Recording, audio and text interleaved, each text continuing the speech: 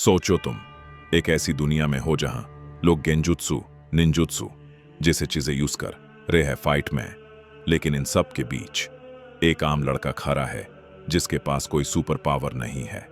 सब उसका मजाक उड़ाते हैं।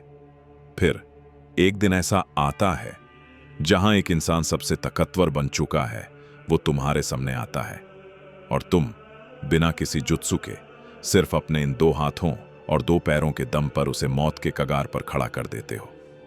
वो मादारा उचीहा तुम्हारे सामने चीख उठता है कि तुम इन सब में सबसे स्ट्रांग हो, वह ककाशी मिनातो जैसे प्रोडिजी भी। ते पार उसने तुम्हें खा, यह तुमसे ताकतवर कोई नहीं है। हाँ, मैं बात कर रहा हूं माइट गाय की। लेकिन आज का असली सवाल यह है कि अगर तुम्हें और मुझे इस रियल लाइफ में जहां कोई चक्र नहीं है, माइटी गाय की तरह सच में एक स्ट्रांग फाइटर बनना हो, तो हम कैसे बनेंगे? आज हम माइटी गाय के पूरे फाइटिंग स्टाइल का पोस्टमार्टम करेंगे और देखेंगे कि तुम रियल लाइफ में एक डिस्ट्रक्टिव मशीन कैसे बन सकते हो। Step 1, master the real life taijutsu गोकिन स्टाइल।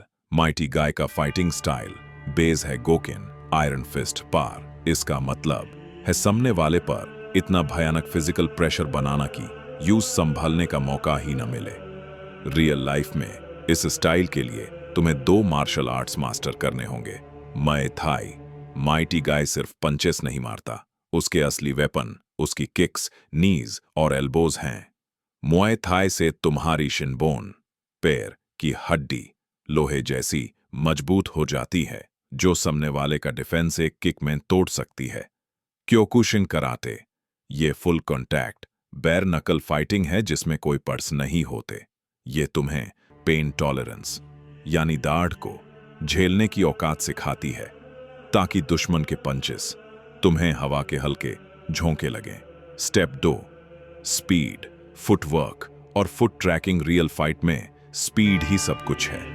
अगर तुम स्लो हो तो तुम चाहे जितने मजबूत हो हार जाओगे।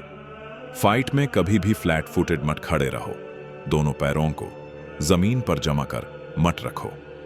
हमेशा अपने टूज, अंगूठों पर रहो और जिस्म में हल्का बाउंसीनेस रखो, बिल्कुल एक चीताहे की तरह।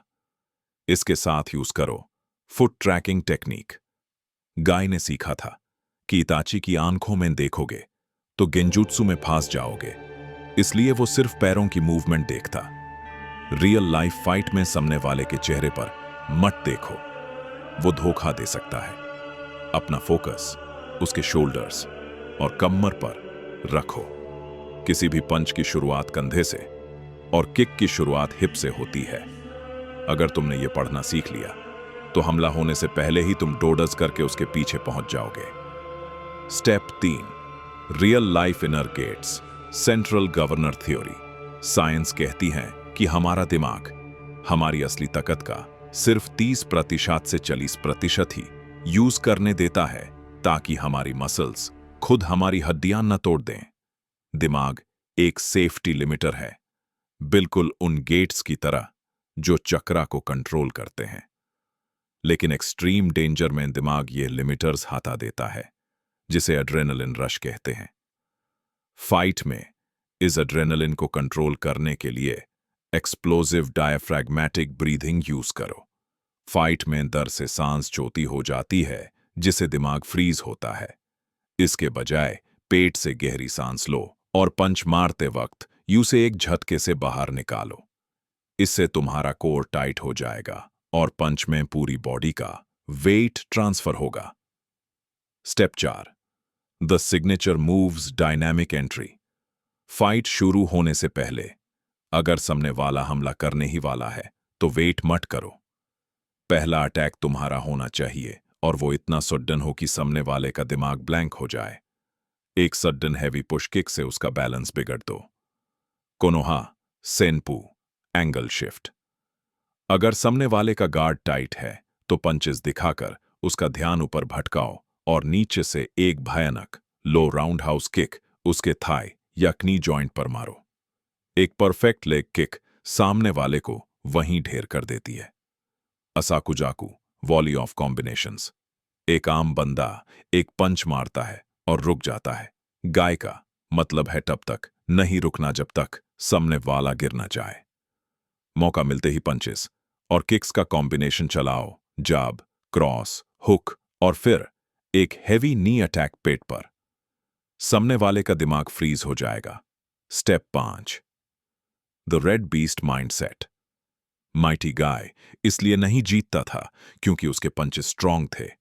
वो इसलिए जीत था क्योंकि उसके दिमाग में हार नाम का वर्ड ही नहीं था।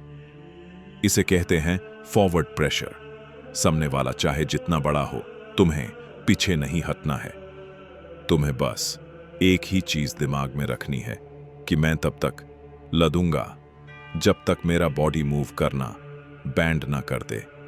तो अगर सच में माइटी गाय की तरह फाइट करनी है तो मार्शियल आर्ट्स क्लासेस ज्वाइन करो। अपने शरीर को आयरन जैसा मजबूत बनाओ, पसीना बहाओ, थाको और उस थकान को अपना फ्यूल बना लो।